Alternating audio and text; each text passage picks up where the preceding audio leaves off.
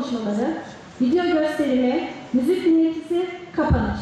Bu yıl LGS'de gösterdiğimiz başarı bizleri ziyadesiyle sevindirmiştir. Özellikle öğrencilerimizi tebrik etmek istiyorum.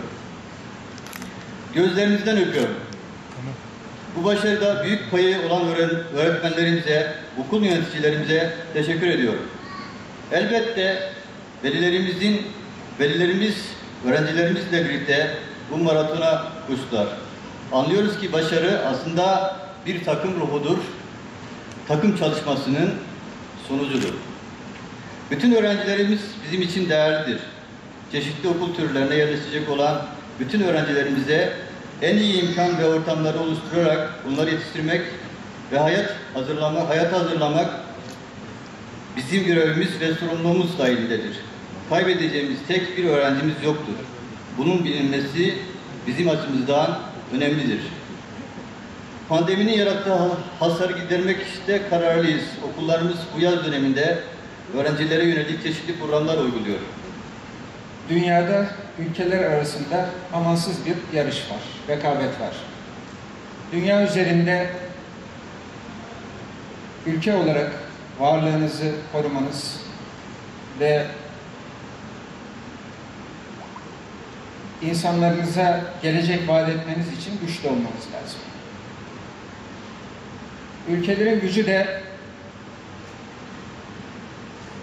sahip olduğu insan kaynağından ve o insan kaynağının mevcut kaynakları, diğer kaynakları en iyi şekilde değerlendirmesinden geçiyor. Dolayısıyla bir ülkenin insan kaynağı ne kadar nitelikli ise, geleceğe ne kadar imanlı ise, inançlı ise, o ülkelerin diğer ülkeler yanında öne çıkması ve o ülkelerin sınırları içerisinde yaşayan insanların onurlu birer fert olarak yaşayabilmesi mümkün olabiliyor. İnsan kaynağımızı nitelikli hale getirmenin en önemli yolu da iyi bir eğitim vermek. Gençlerimize, çocuklarımıza ve yetişkinlerimize. Ülkemizde de gençlerimizin, çocuklarımızın geleceğe yönelik hayallerini gerçekleştirebilmelerinin en önemli basamaklarından birisini de merkezi sınavlar oluşturuyor. Liselere giriş sınavı da bu sınavlardan birisi. Hayatta atlamanız gereken, gençlerimiz için aşılması gereken engellerden birisi. Bu engelleri aşmada bazı hususları göz önünde bulundurmak gerekiyor.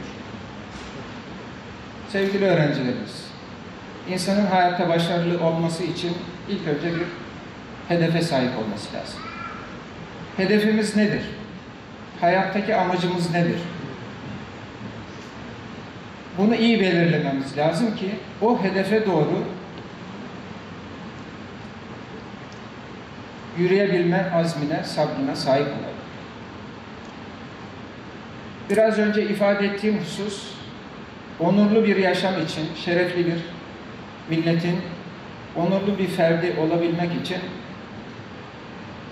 ülkemizi daha ileriye götürmemiz gerekiyor. Ülkemizi, Türkiye'mizi milletler yarışında daha iyi bir seviyeye taşıyabilmek için de iyi eğitimli gençlere ihtiyacımız var.